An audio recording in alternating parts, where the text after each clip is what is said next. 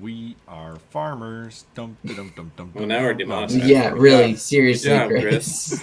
This is the Krillcast. I'm Chris. And I'm Will. And I'm Andrew. And what is this podcast called? Printed and pressed.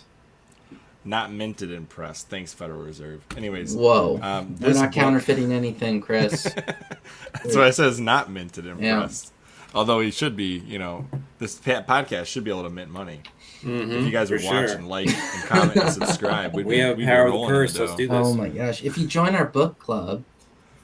Yeah, then you'll make lots of money because Andrew's going to teach you about Bitcoin at some point. Yeah, and eventually we'll get to read Chris's book. Yeah. And Will's book. That's the ultimate perk. I never agreed to that.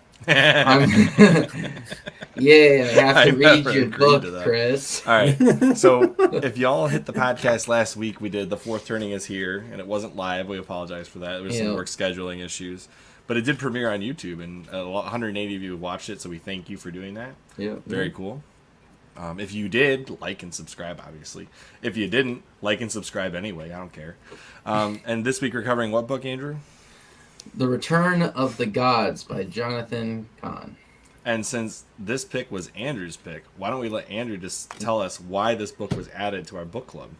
It was interesting sounding. That's why I added it. Literally, that's it, because it's kind of a different take on the culture war, kind of going, I guess, taking a historical view of it from the lens of like, oh, this isn't necessarily new under the sun. Like, if you're aware of history, you know that a lot of empires have had moments before their collapse where gender bending has become a thing. People wanting, like, dudes wanting to cross-dress and pretend like they're women, or women wanting to pretend that they're men. That's very common, very dominated with just a hyper focus on being the gender that you actually are not. And kind of crazy. So much that the issue is that it's the degradation of just societal norms. Yeah. I mean, total destruction of the culture at the time is kind of what it is. No more traditions. But yeah, I mean, when you look at it from that lens, it shows that human nature is kind of just naturally pagan, because all of these different pagan cultures that we all stem from at some level all kind of shared the same gods, just with different names. And you can see the same types of... humans are not that creative. Yeah, you can kind of see the same nature, like human nature worship, in a sense, going on today that aligns pretty well with things that happened in the past. So it's a good, given the nature of where we are currently with the culture war and society at large, I think this was just an interesting book to read. Well, just one real quick comment then. I think it might be Aquinas that said this, but he can correct me if I'm wrong, or somebody who knows Aquinas. Yeah, Aquinas will correct you. Yes. He's dead. But the commentary. He cursed. The commentary is such that, like, the service of the body is like the lower form of intelligence, whereas the service of the will is the higher form of intelligence. And I think it's clear when culture starts to deteriorate, it starts to serve the body rather than the will. Everybody should serve will, long story short. Yes, agreed. But I think it's something, I'm paraphrasing, but I think that's how it goes. It's something like the higher level of intelligence in society is service to the will or the faith or those types of things versus the service to the body, which is always of the lower intellectual standpoint. I mean, it's a time preference thing, Chris. Right? When you think about it, you either have a high time preference or you have a low time preference. The more civilized you are, the lower your time preference. You're willing to make sacrifices now for the better of the long run. Pass things on. That's not really what it is. That's no, not what I'm saying at all. No, because when you're doing it for like the body, for not a spiritual thing or anything like that, you're taking care of your human pleasure desires in the moment. Yeah. You're not looking for what is the best outcome long run. You're just doing what feels you're not wrong there. Yeah, yeah. It's like the difference between somebody who says, who says I love you and somebody who takes care of you. Those are right. I mean, what you're describing though is the difference between high time preference and low time preference, and it expands well beyond just pleasure seeking. That's diminishing what I said, but I'll agree with it. I'm just saying. I'm just saying. All right, so Chris, let's get into a summary of the book here. Let's get into a summary of this book. Shit is hitting the fan. For those, yeah, we're 5 minutes in. I'm good. Okay. Barely. Let's just. There's three, right? There's three main gods here that he talks about. The Return of the Gods is the return of like very Generic. specific cultures from the past. I like how you said generic, and Chris is like, No, okay. specific. It's specific, It but is also specific. generic. It's a specific sect of like concepts for each god, but the god itself is very generic across cultures. Yes. Because it has very many different names, but it all has the same like foundations among it within its doctrine, I guess. Sure. I'll give you that much. All Well, right. because Baal, Zeus, they're basically the same. Just Greek versus older, whatever you want Yeah. to call it. I mean, then you have Aphrodite, Ishtar, whoever you want, whatever you want to call her. older. Yeah, I mean, it depends on what area you are. Although but you realize, is Ishtar, well, maybe you know the answer to this. Is Ishtar a equivalent to like Ashara? Would that be the same thing or no?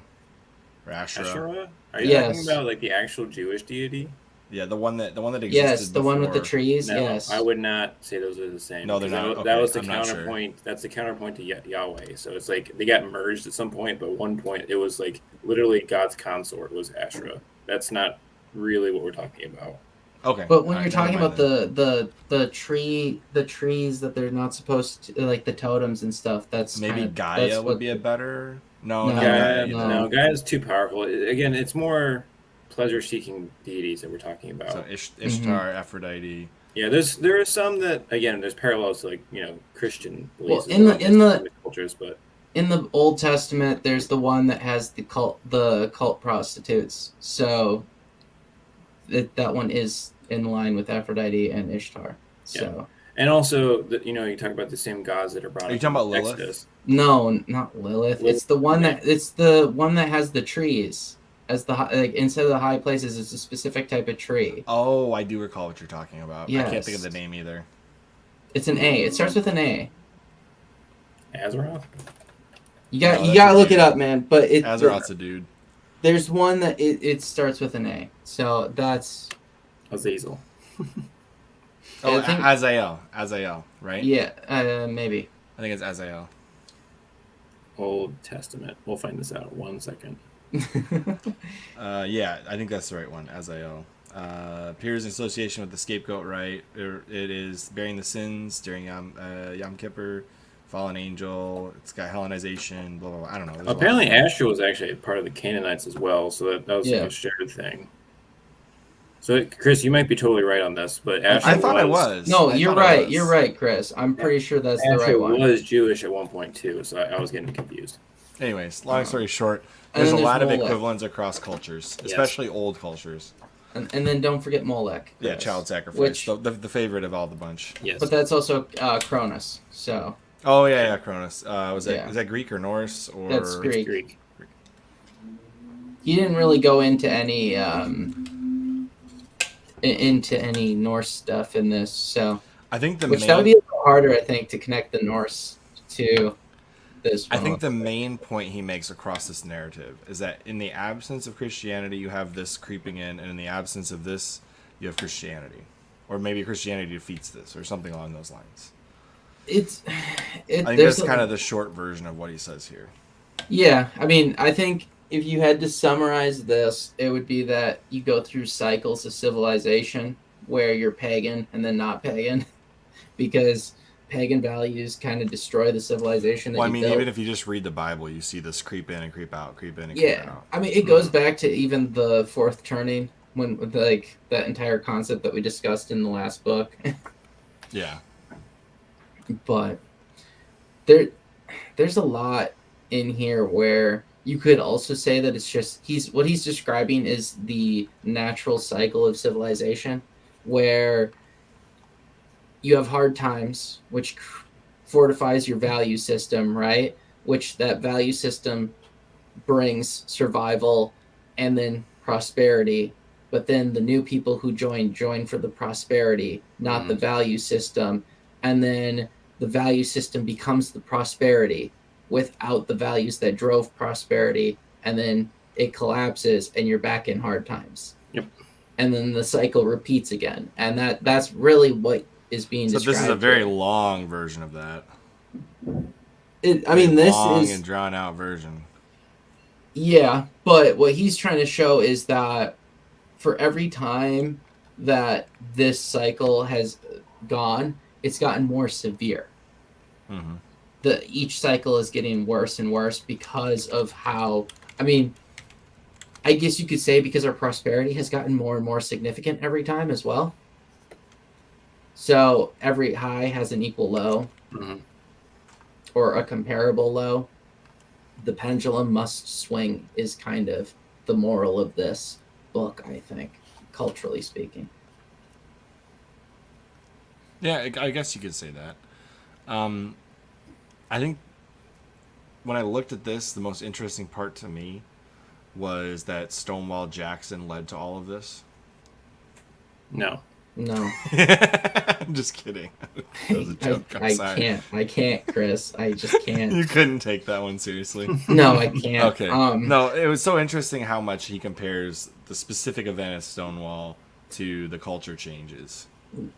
Well, it's not just that though. Like, nobody laughed at that. I thought that was hilarious. no, because it's terrible. As a person who actually gives a shit about history, I actually was a little offended by your slandering of. You shouldn't be offended. Come on, it was a joke. It was the best dad joke I could come up with at the time. It was terrible, Chris. You're terrible. It was Anyways. so bad. Your kids are ashamed of you. Yeah, it's like, I really hope YouTube blocks out that specific minutes. Shadow ban that minute. All right. No, I think it's really interesting how he really goes, because he goes through timelines, right? Of, certain things tend to happen in June, for example. I think that naturally there is a human instinct for that type of stuff to probably happen in June, just given the cycle weather? of yes, The weather, the natural cyclum of the weather. the natural cycle of weather, not cyclum, the natural cyclical seasons, pattern right? of seasons. People are feeling themselves in the spring and June specifically. Yeah. Right. Well, people are more likely to get sick in the winter, so. You want to get out. You don't want to be inside anymore. It makes perfect sense. Wash your hands, people. Wash your hands so you don't get sick. I do, Chris. But do we want to go through the different deities let's go that through he it. references? All right, so the Dark Trinity, he talks about what? Baal, Moloch, and Ishtar, but he doesn't do it all together. So he calls Baal the possessor. Yep. He calls. He takes hold of the culture, right? Yeah, I mean, basically, he's the one that opens the door, right? That's how he's described in this. It's he's the first. Well, that sounds pagan. nice. He's the Open first doors for people in the house, but. Okay. No wonder people get upset premise, when I hold the doors open for them. This is he read the screw tape letters and said, "I will hold the door for you." Yes. Before we get into this any further, though, we should just say one important message of this book, and that is that the spiritual house cannot stay empty. Right. So if you let God leave, then you get something else. I mean, it's not if you let God leave. If you kick God out of your house, something what is this shall C.S. Lewis replace quote? him. It's either his will or God saying to you, thy will. No, yeah. The man saying to God, thy will be done, or God saying to the man, thy will be done. Mm-hmm. Right. So that's the whole free will concept. Yes. Yeah, and the Will's concept below me, and he's very free. And the concept of this book is that we've been pushing God out of that spiritual house. Yeah. And the first one in through the door once he was gone was Baal. So, which is it's funny that we built a frickin' arch to Baal in New York City. Like, how stupid are we? I mean, it's New York City, Chris. I don't know what to tell you here. Anyway, it's like that's surprising to you. Center of culture. Hey, sure. I mean, this is where, as the prosperity concept goes into play. That's what Baal really thrives on, as far as the pagan rituals and priorities. So just look at how the American dream became not freedom, but wealth. Yes. You know, there's an alternative cycle that I think Jonathan Cahn would be more apt to agree with that I've read about. It's the whole, instead of like strong men, it's about belief in God necessarily. Have you seen this circle before? You know what I'm talking about? Yeah, but it's Strong. it's Like no it's like different. strong. It's like strong belief in God leads to good civilization, which leads to weaker faith, which leads to no faith, which leads to the need for I mean, it's God, all the which leads to same strong cycle, civilization. Chris. It's Yeah, just but they all it's the overlay. God cycle versus the man cycle. It's different. But I mean, that's okay. So we have it with the wealth, right? You have Wall Street is now basically the bronze bull of Wall Street. Wolf of Wall Street. Okay. What, Chris? I mean, no, it's they made a legit statue out of bronze to a Didn't they bull. put it over the courthouse, or is that something different? No, it's on the ground. No, it's just on. It's Oh, there's the bull. outside. Yeah, I know what you're talking about now. No, I'm thinking of It's the in other the one. street, bro. Well, they also have a bear though, which doesn't fit into this. No, there's mythology. like a weird Yeah, but no one woman likes on the top bear. of the courthouse Will. thing going on Every, too. that's an abortion thing, Chris. Is it? Yes. Okay, totally I didn't unrelated. remember. Okay, Yeah, never mind. Totally different. All right, but the bull is the thing that everyone is excited about and wants and basically worships at Wall Gotta Street. ride the bull. Yes. That's where we started changing from objective to subjective truth is kind of the moral there. We started earth worship, so choosing nature over humanity. Like, look at the difference in how we value a fetus versus a eagle egg. I don't for even like example. calling things fetuses. Just weird. I know, but I'm saying Yeah. it's just that's the language, Chris. It is kind of interesting to make that juxtaposition because I was about to say Earth health equals human health, which I still think is true. But your point is valid. That it's become this crazy deification of something. Where there are people who have strapped themselves to boulders or to trees to protect that eagle's egg, but then they'll celebrate murdering children in the same breath. Right. I mean, okay, let's take it to the next extreme. If we were to send the rover to Mars and it was to find single-celled organisms there, right? I'd be excited and I'd rub it in Chris's face.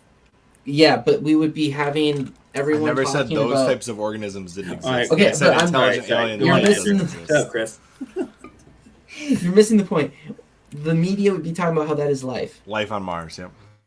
And they would not be saying that it's life for the baby in the womb. They talk about it as if it's not. It's just a bundle of cells, right? So it's like such a difference in language that it's kind of crazy. The juxtaposition of calling a single cell life form on a different planet life when you can't even call that life on Earth inside the womb is bizarre to me. Yes. I mean, regardless of where you stand on the argument, I don't know how you can call it anything but life. I mean, and the entire environmentalist movement is kind of just anti-human in general because it would rather have people die than potentially negatively impact the environment in any capacity. We might need to read that Malthusian book at some point to have Well, this discussion. Of course, that book is crazy. So that'd be a good book for us to read on this podcast, I think. Anyways, probably. So Baal's the first one in the door. I like calling him Baal instead of Baal because it's hilarious. But yeah, Baal, and then he's the possessor. And you're forgetting too one thing, Chris. Go ahead. His arch was in New York City at the financial district. So the financial center, yeah. Yes, so that's where it was done. And it was originally supposed to have multiple. Is Will frozen? Maybe. Yeah, I think he is. He just texted me the Transformer blue. Was it Optimus Prime or was it? I'm just kidding. Oh, he sent me a text message. Yeah, no, he sent us the same one. It says the Transformer blue. Uh, It's not red, so it can't be Optimus, but, Transformers blue. Anyways. I guess we'll have to kind of field this one, Andrew. The next... the exchange of gods is an interesting section. That's about how when God leaves the house or he's kicked out of the house, something else will fill it. In some cases, it's earth worship. In some cases, it's, self-worship. In other cases, it's whatever it is, God gets replaced with something. You have to have a creed to your lifestyle. So whatever the creed is replaces God. Well, you've seen what our creed has become as a society. When it talks about what Americans value, have you seen how money has gone up on that poll? It was a crazy 30% saying that the thing that they value is money. So it's, I can't remember which poll that was, but they've done multiple ones now where money is ridiculously high, even compared to like religion and stuff, Yeah. which No, have gone down a lot. Well, money leads to one of the 7 deadly sins of greed. That's true. Depending on what you prescribe. If you just look at the chapters within part 4 there of the possessor, I mean, he returns in exchange of gods, the molten beast, the deep magic, the masters, the arch, and then the golden calf civilization. And it's really how Wall Street has become everything our society is based on. People value the stock exchange above all other things. Like they hold the stock exchange at the level of what the golden calf worship was. I mean, Chris, look at our economy. It's now extremely driven not by manufacturing, making things of value, or anything like that. It's now driven so heavily by banks and specifically the stock market itself. I'm about to message Will on this chat board here.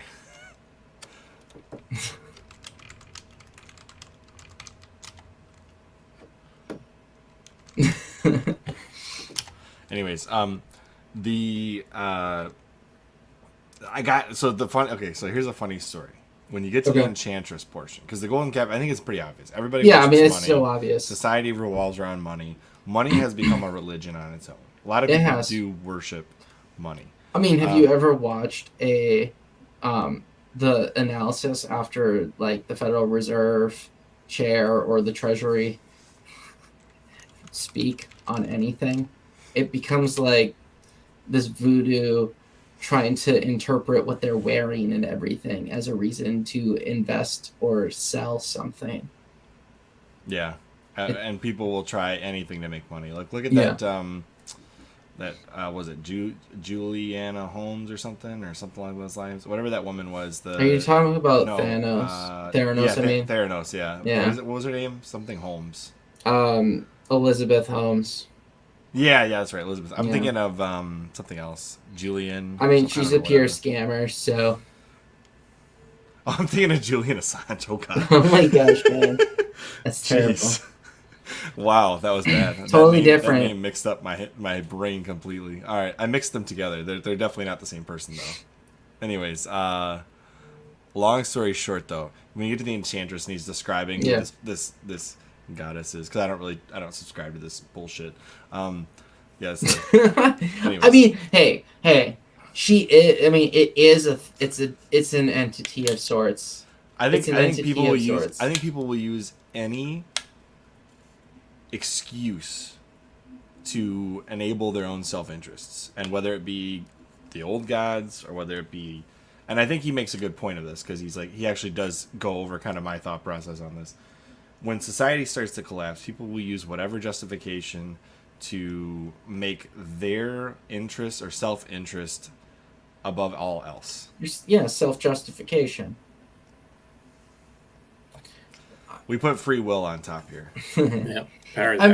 I'm just saying that it's an entity of sorts because people are putting their collective energy into it. When enough people follow the same creed of self-interest, it becomes as if a god. Yeah.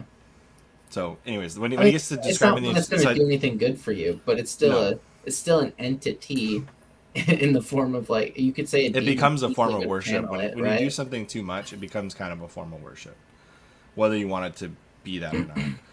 And you're forgetting that the people still became possessed. I'm trying to get my point out here. I'm sorry. And you keep interrupting. You're not allowed to, Chris. When he starts to describe the enchantress, I immediately was like, oh god, I know exactly who he's going to say because of some of the games I've played in the past. This character's been in them, and I was like, oh no, it's going to be Ishtar. And then he's like, Ishtar. I was like, oh shoot. Yeah. I clearly I'm playing some games that have some pagan ideals to them. I mean, it's... Yeah, I mean, pagan ideals are just as pervasive as Christian ideals, unfortunately. Well, they've always been. Except they're based on, bestial nature. in a sense, right? It's just animalistic nature. Well, when you look at it, like, you do have the body and you have the soul, if you believe that, and the level of the soul is where you want to be.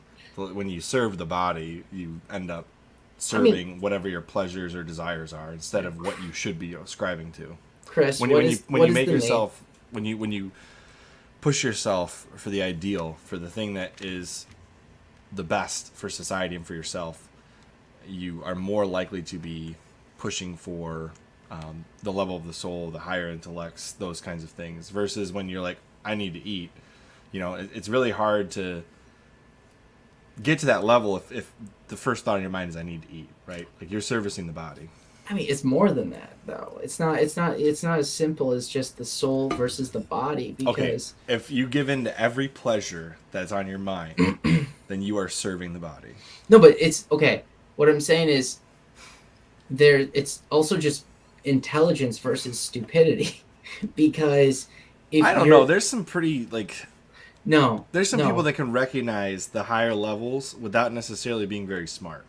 Okay, but what I'm saying is, it's the difference. It's not just intelligence, like specifically high IQ. It's not just that. No, but what I'm saying is, it's the difference between being an animal yourself and being human. Here's the best one. That would be a way to... Remember those animals in Narnia that couldn't talk because they had lost the ability to do so? Yeah, bring it back to C.S. Lewis somehow. There you go. That's exactly what you're talking about. Yeah, but what I'm saying is, what you're describing is someone incapable of making long-term decisions because they're so focused on the now.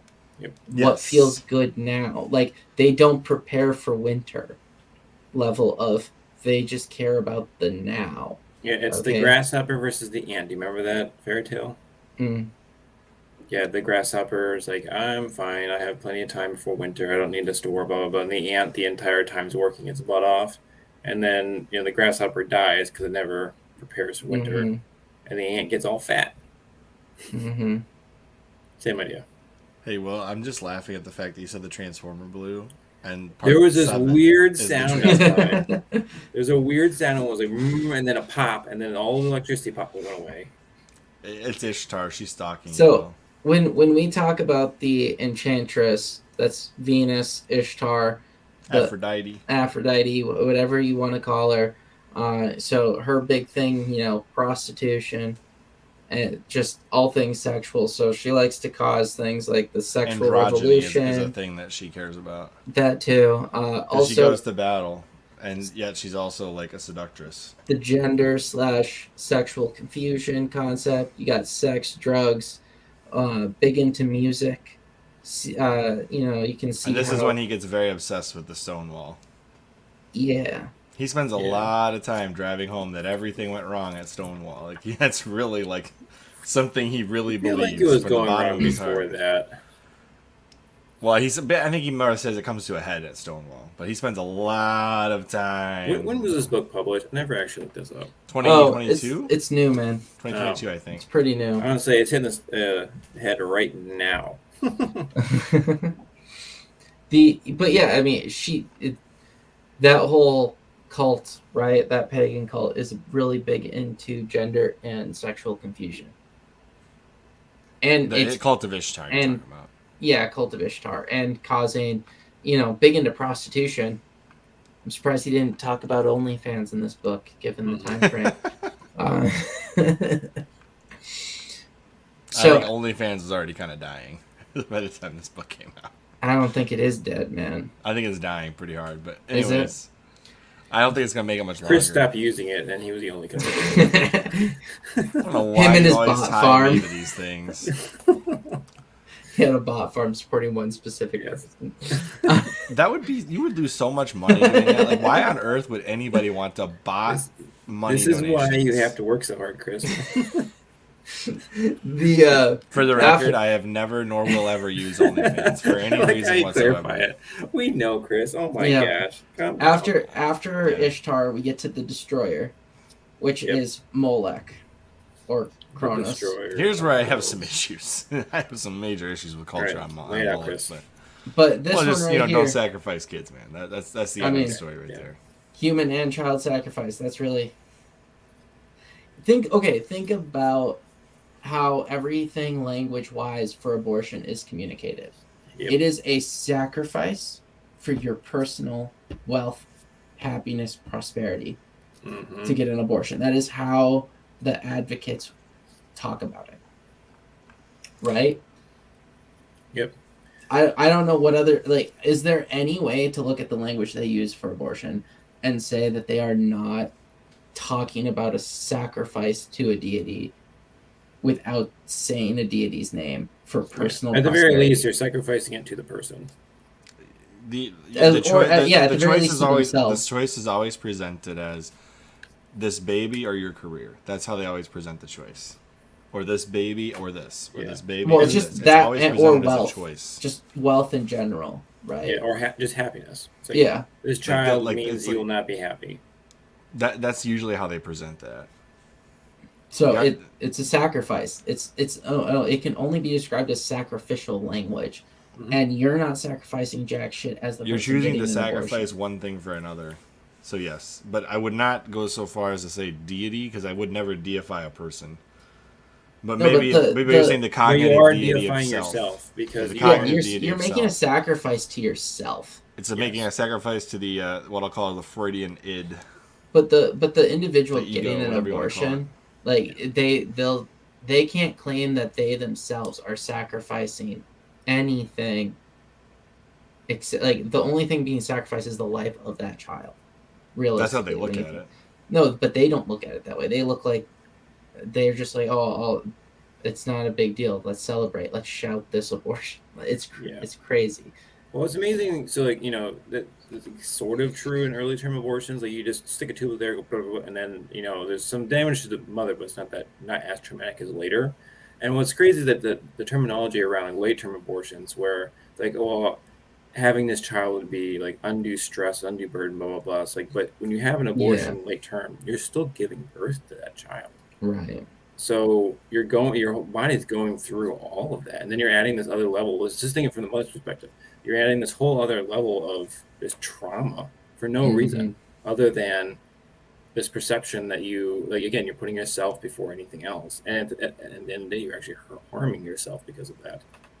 Yeah, I mean, I'll definitely agree with that, Will. It's like once you get past a certain amount of time, there's no way you can sell that is not like going to be traumatic no matter what you do.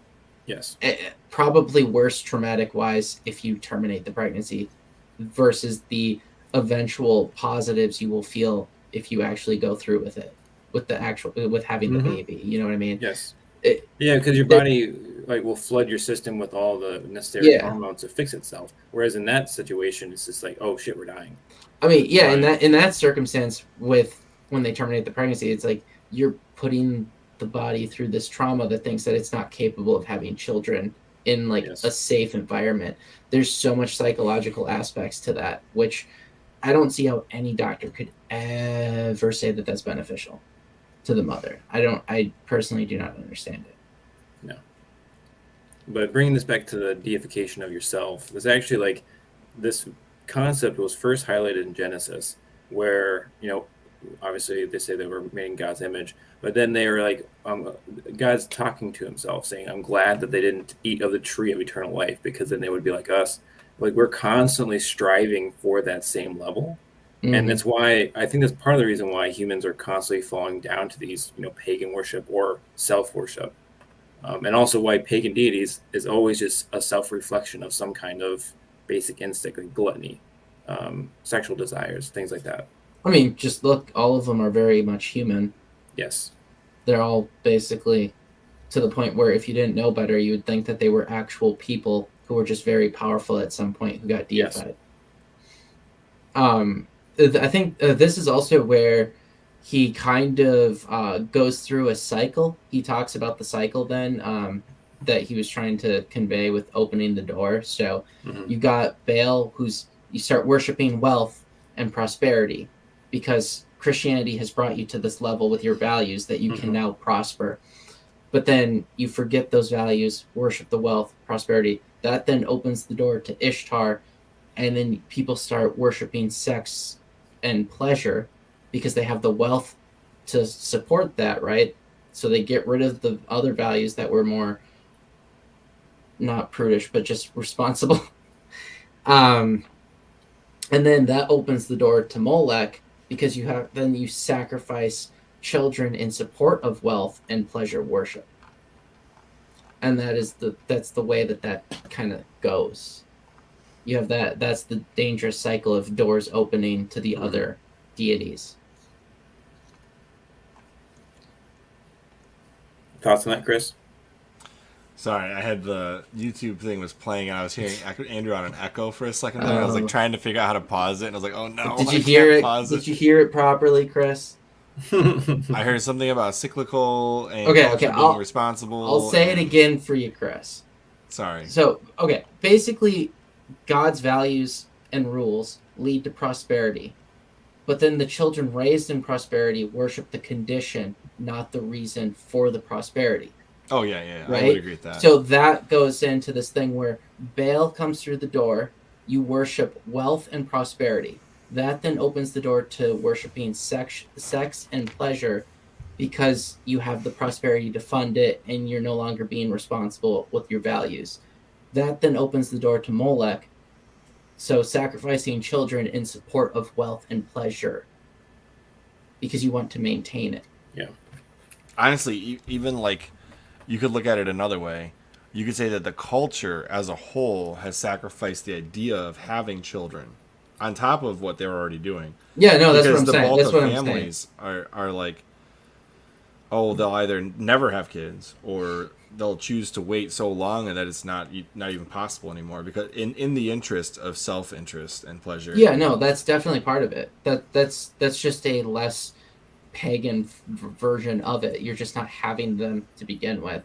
Now, but that's I not can't tell bad. you the last time I've met somebody who said, I worship at the temple of Moloch or Ishtar. Well, okay, but these are who's... concepts of ideas that are applied to culture in modern day, and that's what Jonathan Cahn is trying to bring out of this narrative that he's constructed. Well, even though you're not actively worshiping, you are behaving no different than a pagan who did. Yeah, exactly. That's the best way to say that. You are not behaving differently than humanity did before pre-Christianity. That would be the best way to say it. Like the behaviors of people who are not Christian has not changed in 2,000 years. Yep. And if you scroll up a little bit, Chris, on the table of I did find it contents, interesting how he goes through how You all went the way too far, man. the similar colors, symbols, representations. for the rainbow, for Ishtar. The rainbow, the axe, the purple, all the different things. And he just goes through it and talks about how similar the movements are. Mm-hmm. Even to the point where there was a June Pride Month or the June of Ishtar, whatever you want to call it. That's where he gets into with the Transformer, part 7 here. And this is kind of like the radical feminist movement starts this when you think about it. Because the whole thing was you masculize women, emasculate men. You know, that's basically what the goal was, right? Mm-hmm.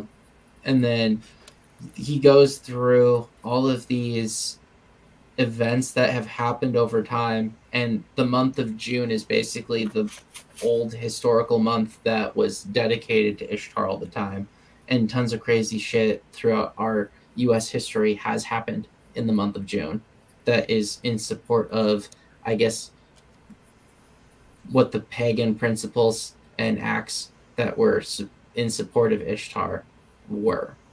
So you go down through like gay marriage rulings, major court cases, Stonewall stuff, the Stonewall riots, all of that has all happened in the month of June.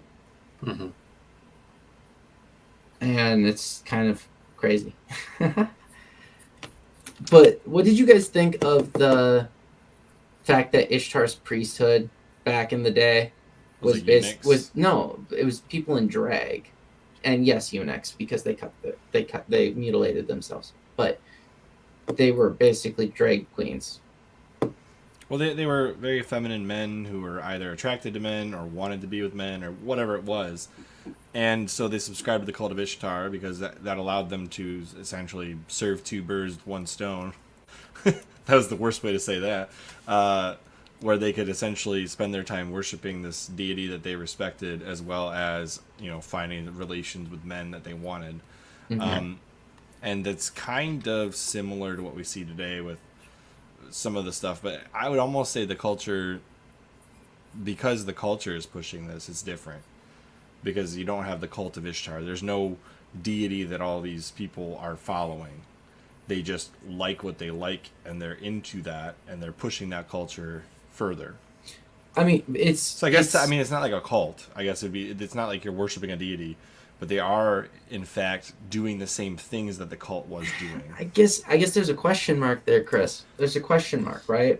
Because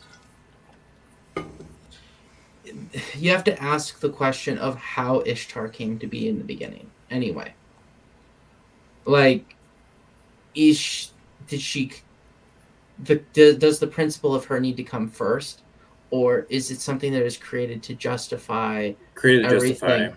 Yeah, right? It's because the desire already existed, and then at the time it was commonplace to have named deities. Yes. Now it isn't. Like it's like uncool to have a named deity. So tell me how the, let's say, the drag queen club, tell me how they're any different than an Ishtar temple back in the day, except for the fact that it's just not cool or the thing for them to do to create a deity to represent themselves today.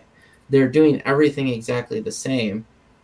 It's just not the same societal architecture. I guess it's not that different, because these drag performances draw in large crowds, which is what they would have done in the cult of Ishtar. And they celebrate their sexuality, whatever you want to call it. I mean, they get the crowd to celebrate them. That's what I'm saying. Like, they celebrate the aspect of dressing in drag and all that stuff. And when you read the Bible, there's a very fine line between simple music and worship. There is a fine line, yeah. It's a very fine line. It bleeds. It bleeds over between the two. It's simple music and worship music. It's not. There's not a lot different. I mean, there's a reason why there used to be this fear amongst Christians that the music they listen to or like recite or follow or whatever you want to call it could lead to worship outside of the Christian faith. I mean, when you look at how society's gone, maybe they weren't exactly wrong. Let's be honest here.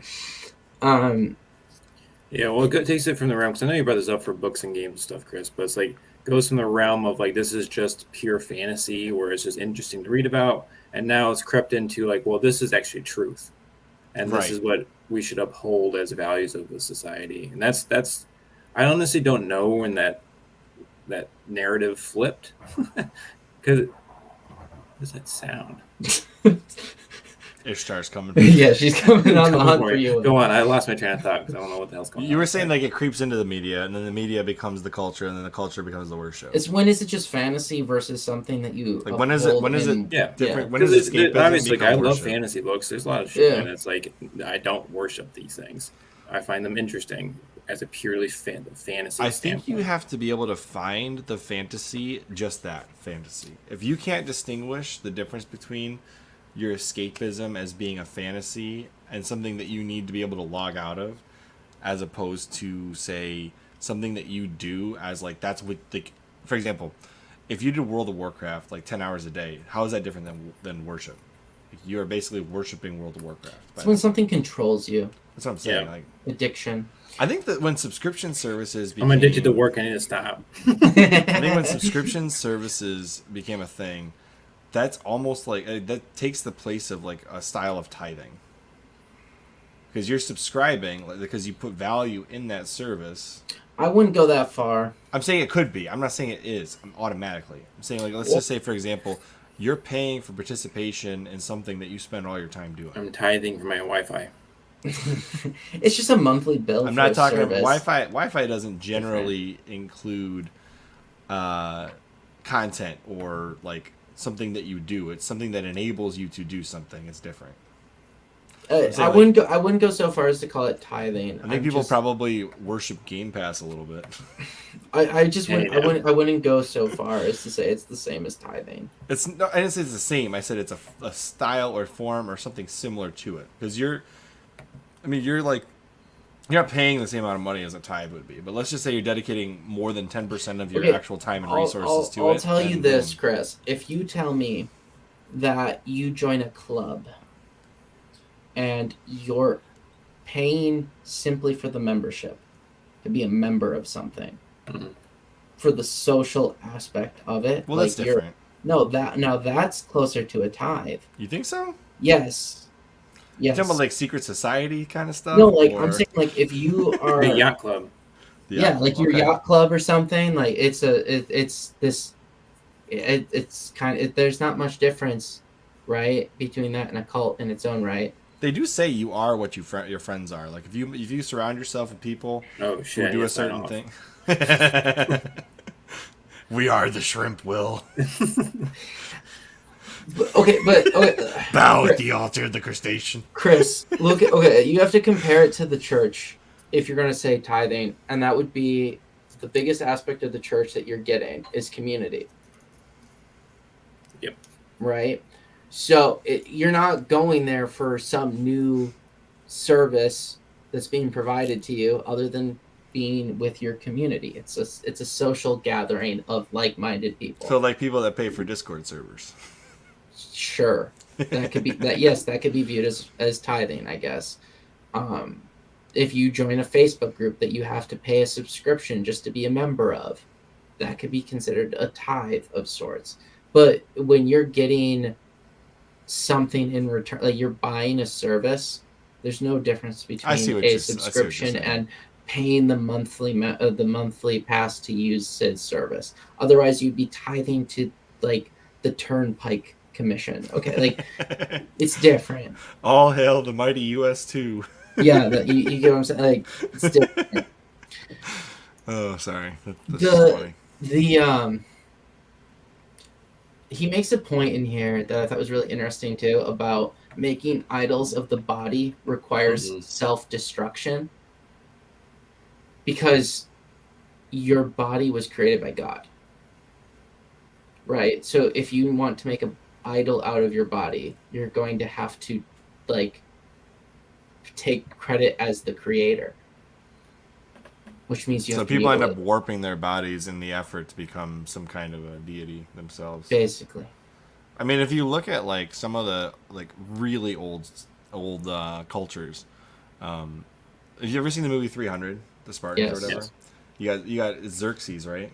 Mm-hmm. Yeah. Look at how much like piercings he has to his body. Okay, but let's be honest about the accuracy of said. I'm not saying it's accurate. I'm just saying like to make yourself in the form of a deity, what they did for that movie was they morphed it with all these piercings. They really wanted to make the Persians look 10 They also wanted that scene where he misses with a spear but rips out the piercing. So like you have to have a lot of piercings. I understand. I'm just saying like just from the artistic depiction. I'm not saying that's accurate to the Persians or how they dressed. I'm saying that the ideal. So Zack Snyder hates piercings. We figured it out. They wanted to deify this guy, and so what they did was they morphed him as much as possible. And to as much of a believable extent that American audiences would believe, that could potentially. He's also be like Persian. 13 feet tall in that film. Yeah, there's no way he was. So I think he's probably a Philistine, but that's just me. Oh my gosh. Well, weren't the Philistines supposedly giants? Or some of them? I don't think he was ever actually a giant, though. No. I'm not saying that Xerxes was. I'm saying that if he was that tall, he could have potentially been a Philistine. That's what I'm saying. That's the joke, like Goliath. I mean, every Persian right now is upset with you. Yeah, very. This is not what I'm saying. You're putting words in my mouth I didn't say. All of Iran is irate with you. If they're able to see this, where is the origin of the Philistines? Because I'm not good at geography. I don't know, man. That's not they had to have been. This. Bring up that book next. The Philistines? Sure. Is there a book of Philistines? I don't know. What the hell were we talking about before Chris got in the Philistines? Xerxes. About mutilation. Oh, yeah, self-mutilation. What was Xerxes then? He's Persian, right? Yes. Okay. So they just decided. Do you know where Persia is, Chris? Your guess is better than mine. It was a huge empire that like. It's a huge empire that covered. To be fair, though, I mix up them with the Parthians. So. Okay, Chris. It's an empire that covered a large expanse of what is modern day Persia I mean, Persia, Iran. Persia was not invading Yeah. Persia. Well, okay, They still exist? they changed their name from Persia. Well, when it to was the Iran. Persian Empire, though, they had entirely different belief Do you know systems. why they correct? changed their name to Iran? No, they're subjugated by a different ruling class at the moment. Oh, the okay. people of Iran Are still Persian. still Persian. Gotcha. They Okay. call themselves Iranian now, but Gotcha. okay. Do you know how young Iran is as a name for that area? No idea. World War II. That makes sense. Because do you know what Iran is? Aryan and freaking Persian. Okay, Oh, does it mean the same thing? they changed the name for Hitler. Oh, interesting. Yes. So Learn something new every day, boys That and is- girls. yeah, they're Persians over there. All right. He also makes a really good point in this book too about how these are totalitarian gods. Oh yeah, they definitely Because when the agenda shifts, they destroy those who fail to advance along said agenda. So it's constantly. I mean, I guess you could say that this is a very broad culture religion of sorts, and as it becomes more cult and religious, you have this need for a priesthood of sorts to be created. So as it gets more and more radical, you're going to have a smaller group kind of of people. leaders that lead people to this Yes. craziness. Well, that's what I'm saying. It's as it refines itself, it's going to necessarily have to create this priesthood of sorts of the absolute most devout people willing to just believe whatever the new agenda is, and that's how you get that narrowing effect. I think. Somebody's got to get them drinking the Kool-Aid. Anyways, Jonestown. yeah, Jonestown. That's exactly what I was thinking of. When I think of cults, that's the first one I think of is Jonestown. Yeah, That was really bad. Like I watched a documentary on it. Like it's my a goodness. fascinating documentary. What's amazing to me is how capable the human mind is of putting out all external things to focus on whatever the cult is focusing on. It's crazy how much you can tune out with your brain if you really believe something. Well, I mean, that's kind of the moral of this book, right? That when you pretend like humans are not a religious creature, it's going to be filled by something. Something to right? fill the gap. Yeah, you're going to let something into that house that is your spiritual being. Well, it's like fishing will take its place. Yeah, exactly. The almighty fish. And the boat, which would be the thing that is his tithe. Will's like, no, I just walk on water. Exactly. Don't you, Chris? It's the only way to do this. My name's not Peter. I can't walk on water with Jesus. Anyways. Thomas had already made it, you know. They just forgot to put that part in. Wasn't as compelling of a story. He actually did it before Jesus. That's why he was doubting. I'm just Yeah, kidding. exactly. He was doubting him because like, why do I have to show you how to do this? He's like, I can do this, so that's why I doubt you now. Yeah, exactly. That's like Book of Judas type stuff, man. Oh my gosh, Gnostics. that Gnostic horrible text that just Gnostic exists out there. Yeah. I guess if you just went back to the dawn of Christianity and you go and look at like what counter culture narratives are going on, Gnosticism was basically Christianity trying to return to paganism right away. It's like they wanted to turn Jesus into just another deity. I don't know if I would go that far. Oh no, it was. No. If you read about hear me out. If you read about it, there were these small cultic Christians called the Gnostics, and some of them were worshiping like these sexual deities. They were worshiping. They literally were worshiping sacrifice, all kinds of crazy stuff. What I'm trying to say is that Gnostics it's just a fun word to describe cults, like actual cults based on personality. Yeah, they're not connected anyway. That's what you're saying. Like I'm saying that it's a thing where they're using Jesus as a skin, right, to get somebody who To claims to redefine have paganism. no to have it's okay. It's this thing where there's a desire for dark trinity personality Dark types. Trinity. But no, seriously, the dark triad of personality traits. Those people who like to become cult leaders, they will do whatever it takes to claim that they have some extra special knowledge, right? That they have some special connection. They're like Jesus come back or something is what they'll claim. just look at the Waco guy. Okay, Yeah. everything he claimed. Okay, My so goodness. I'm not saying what happened at Nobody Waco was a is winner in good. that Yeah, situation. I'm not saying Waco what was just happened at bad all Waco is around. good, but the Branch Covidian guy in charge was 100% a cult leader, Gnostic type person who claimed to have all sorts of divine knowledge that All no the one else answers. had. Yes, what I'm saying when it comes to Gnostics, I don't think it's simple enough to just call them cults. Like I mean, just like going back to pagan cults because they're trying to use the Jesus skin and claim that they have like special knowledge. It's a gatekeeper concept, Yeah. right? And they're using it to control people. So it's a little bit more complicated than returning to the pagan. They're trying to usurp the pagan They're trying almost. to get ahead of it and make themselves in charge. Right. Maybe this is how you end up with like pagan deities. Somebody who is very powerful starts a cult, and then years and years later, nobody remembers how this started. And they're like, "Hey, we worship this dude." Man, that's like I the mean, front of every religion. RuPaul and her drag and the drag queen concept could easily become a temple of Ishtar, given enough time. Like, let's be honest. Yep. There's a whole show dedicated to that concept. All right, like I'm not gonna say like I mean, I guess you could look at any of these groups, and with a prominent enough person in charge of it, they could be deified. I think there's the question mark on if that's what causes. Okay, if that is what creates legitimacy in the social hierarchy, then a deity will be created for whatever club organization exists. And with the advent of CGI getting really good, you could have somebody live on for a very long time after they die. Yeah, but I don't. Okay, but as Will said, it's not popular to have deities today. It isn't. So you're not going to see deities being created anytime soon. It's just like it's a social club. It's like being woke. It's enlightenment now, right? It's the concept of being enlightened. So you're going to get something much more along the lines of like the Freemasons social club, right?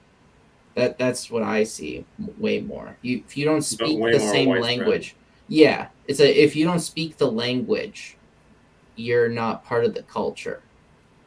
You're not part of the in group, so we're not going to associate with you. It's much more social than it would have been like deity wise. You're saying the social group is focuses inward rather than I mean, it's becoming it's skipping religion cult and going straight to culture because Okay. that's the thing that it needs to control, right? I guess since we've almost completely sidestepped the book at this point. No, I mean Like, this is still the I mean, book. this is part of the book. I'm just what I mean by sidestepped. I feel like we're getting into the weeds of the book rather than the focus. Oh, yeah. I just want to get into one more thing then. As far as the destroyer, the whole, just all of it, when you look at like the idea of being a child has changed significantly over the course of even my lifetime. Mm. And I think the other thing we have to look at is the sacrifice of childhood as a focus of culture. Because even if the physical sacrifice of a child is not necessarily, I mean, there's obviously the abortion argument, but the idea of sacrificing the childhood of the innocent, sacrificing the innocence of Yeah. childhood. I mean, I was going to in the say you form just of little Well, girls used to be married off like 10 men, so I think we're still it's better not off. I'm going to we're say that better it's, off, but we might be heading back that like. I don't, okay. Don't jinx it, Will. I'll say this. I'll say this. We've had times in the past, especially even within the Christian Yes. civilization, where ages have been much younger for a lot of things. Okay.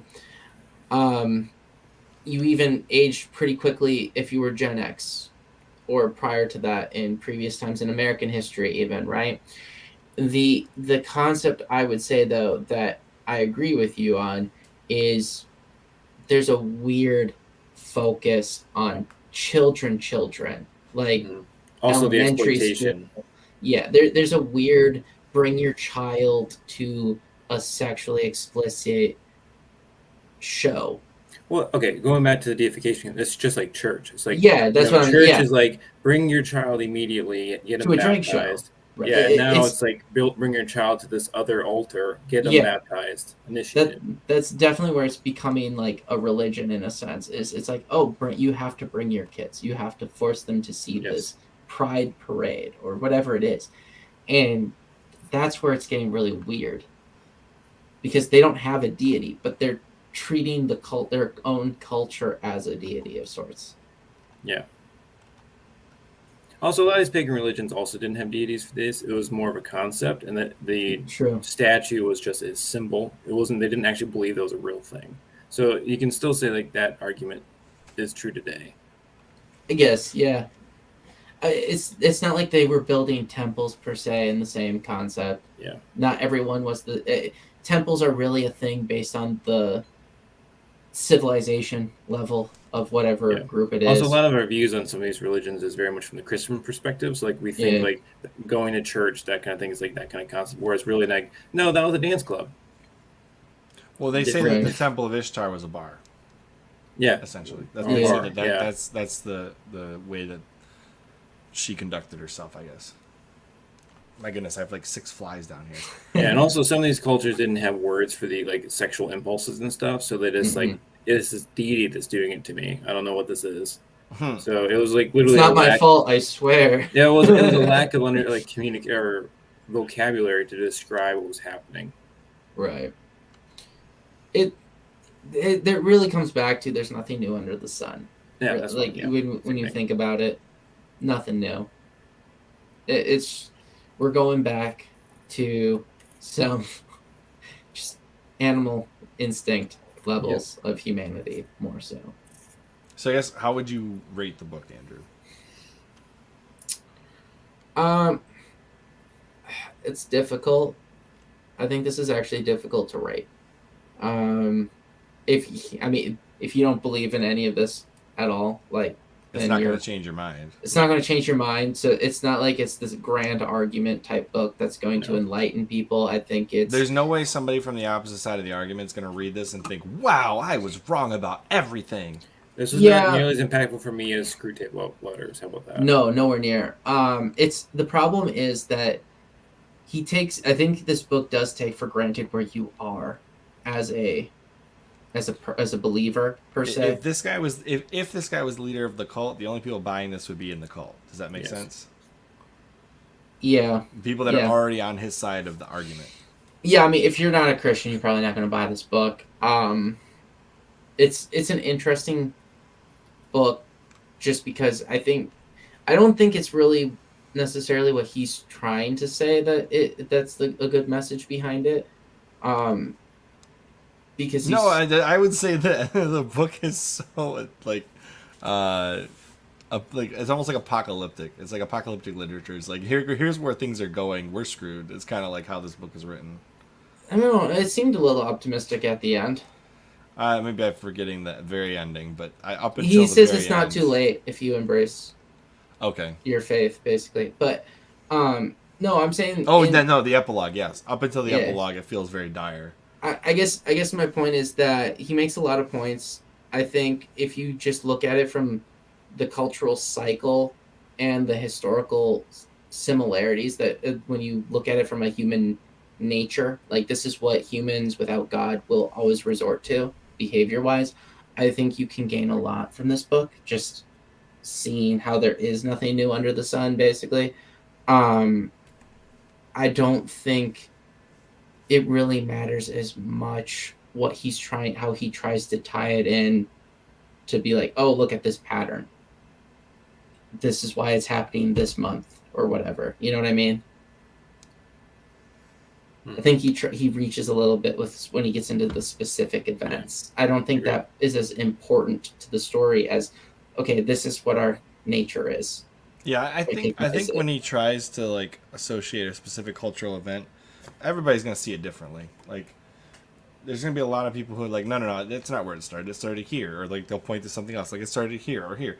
The point of the book should be that the culture is returning to these roots of paganism. Yeah, like I don't really give a shit how we got here, right? Like Well, I mean, maybe it I sounds do care no, how we got okay, here. no, but I'm saying like, oh, this specific day, Yeah, right? yeah, Like yeah. this Like it's specific more of day at a Stonewall. I don't care about the specific day. I don't care about the pattern of Sid's specific day.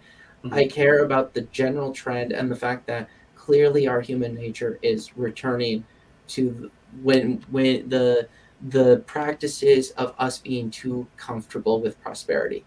and the other thing is this whole timeline of events could have kicked off with the eugenics movement earlier in the 19th century.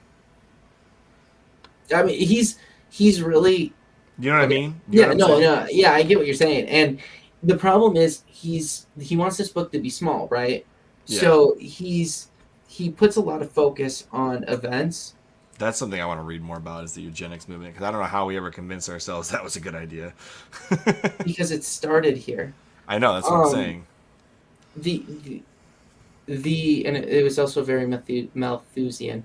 No, it Um, was the thing to remember though is he wants this book to be short. He wants it to be readable by anybody. readable by anybody. He wants this book to be applicable primarily to the current cycle, right? Yeah. And because of it being to the current cycle, I think focusing on the timelines like he does is not valuable because you don't see the cycle of past you don't see what happened in past cycles, right? Yeah. This isn't the first time things have gone crazy just in the United States alone. Yes. And I think that it would have been more interesting if you had focused on that aspect, honestly, and more applicable to a general audience. Are you saying you want the collaboration between Neil Howe and Jonathan Cahn to write a book? well, I'm saying like if he did something on the order of the fourth turning, then there would be a lot more value to him going through different events and showing how similar events have happened in the past. But when it's a one-off like that, he needs to just focus. He should have focused more on simply, this is what we do. This isn't new. This is just what we do in our human nature. Because he's trying to make it as though the pagan gods themselves are more like as though they're causing it. That was the feeling I got, and that's why I was like, no, don't buy that. Yeah, and I think that's my biggest complaint. It's like it's us. The problem is us. We're not. It's almost like the sinister thing has been invited back into the culture, when in reality, no, the culture has just gone back. It's always there. It's just we were choosing to turn that way. Where we've become in servitude of the desires of the flesh. Yeah, we've returned to our less civilized state. Yeah, right? More like barbarian, less empire. Yeah, just kidding. And yeah, see right there. That's finally, I think, what I've been trying to think of how to word it is that he wants to say that these deities are causing this all when it's us. The fallen nature. Yeah. Yeah. So what's your rating, dude? You've like spiraled. I know. I'm sorry. Hey, man, that was important context. Fair enough. I'd go with a 3.5. If you had to choose a solid number, what you picking? 3. By you, Will.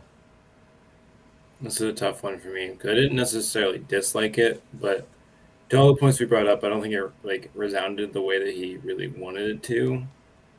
I would say 2, honestly. I don't really. Again, if you're not part of the cult, so to speak, already, you're not. This book's not going to be appealing. I like books that carry a message that anyone who reads it can get something from it.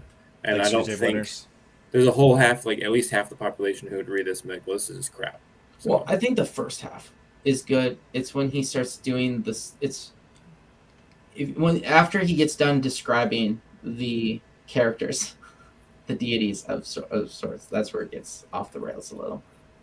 Yeah, and I think if he would have just focused on the culture of the deity and how it's returning, rather than the actual deity returning, I think that would have been a more valuable. Right.